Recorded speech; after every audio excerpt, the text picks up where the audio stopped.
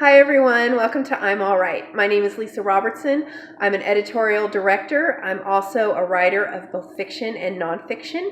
And the point of this YouTube channel is to kind of help new and aspiring writers develop not only the skill set, but also the mindset that they need in order to really become successful as a writer.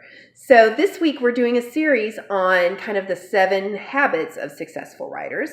We'll do a different video each day of the week, each covering a different trait that I've noticed that the writers that I feel have the most success kind of naturally embody. Another thing to consider when we go through these videos is that all 3 of these traits or habits kind of fall under 3 distinct categories, and that would be professionalism, perseverance, and positivity. So if you can embrace those 3 things, you'll be kind of way ahead of the game, because everything that we're going to talk about this week fits neatly into 1 or 2 or all 3 of those categories, okay? So what we're going to talk about today, I didn't know what to call it at first, but ultimately I think what it comes down to is playing to your strengths. As you start to do more writing and make writing something that's more a part of your life and that you're doing every day, you will naturally start to develop certain skills things in your writing that you do better than others, okay? Maybe you craft really witty dialogue. Maybe you write vivid descriptions that kind of just fly off the page and amaze people. Maybe you can plot like a really action-packed scene without a lot of extraneous nonsense going on that slows everything down. Whatever it is, as you write more, you'll kind of see what people are reacting positively to when you share your work with them. And also you'll notice it yourself too. You'll just kind of naturally know what you're good at. And every writer has things that they're good at, and every writer has things that they struggle with, and I think you naturally start to tailor what you do into stories that are going to highlight that, okay? And that's really when kind of the switch flips, right? I think that's really when writers take that next step, is when they discover what their differentiators are. You start to develop your own voice and your own point of view. And along with that comes the confidence that you're on the right path and you're doing something that's worthwhile, okay?